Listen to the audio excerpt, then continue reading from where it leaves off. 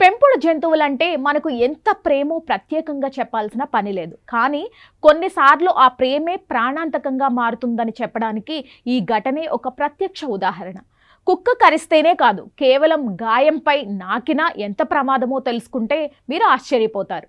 యూకేకి చెందిన 52 ఏళ్ల మంజిత్ సంగా అనే మహిళకు జరిగిన ఈ విషాదం ప్రతి ఒక్కరిని కలిచివేస్తుంది. 24 గంటల్లోనే తలకిందులైన జీవితం. 2025 జూలైలో మంజిత్ తన పెంపుడు కుక్కతో ఆడుకుంటున్నప్పుడు ఆమె చేతుకున్న చిన్న గాయాన్ని ఆ కుక్క నాకింది. మరుసటి రోజుకల్లా ఆమెకు తీవ్రమైన నలత మొదలై 24 గంటల వ్యవధిలో స్పృహ కోల్పోయింది. పెదవులు నీలం రంగులోకి మారిపోయి శ్వాస తీసుకోవడం కష్టంగా మారడంతో వెంటనే ఐసీయూలో చేర్చారు.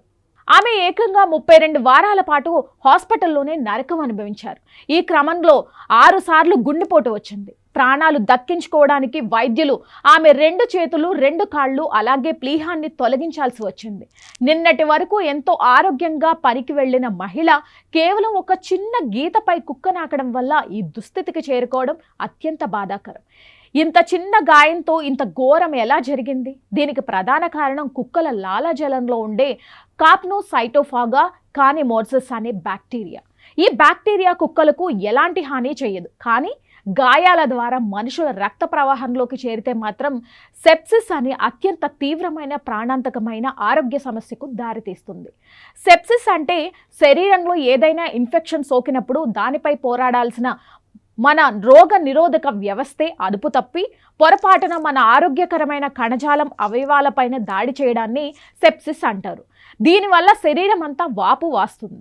దీన్ని వెంటనే గుర్తించి చికిత్స చేయకపోతే ప్రాణాలు పోయే ప్రమాదం ఉంది. సెప్సిస్ వల్ల తలెత్తే తీవ్రమైన ఆరోగ్య సమస్యలు ఇలా ఉంటాయి. రక్తపోటు అమాంతం పడిపోయి అవయవాలకు రక్త ప్రసరణ తగ్గుతుంది. ఆక్సిజన్ అందక కణజాలం నాశనం అవుతుంది. ఊపిరితిత్తుల్లో ద్రవం చేరిపోయి ఆక్సిజన్ తీసుకోవడం కష్టమవుతుంది. అక్యూట్ రెస్పిరేటరీ డిస్ట్రైస్ సిండ్రోమ్ ఏర్పడి రోగికి వెంటిలేటర్ అవసరం పడుతుంది. డిసిమినేటెడ్ ఇంట్రావాసిక్యులర్ కోగ్యులేషన్ కారణంగా శరీరం అంతా అసాధారణంగా రక్తం గడ్డగడుతుంది.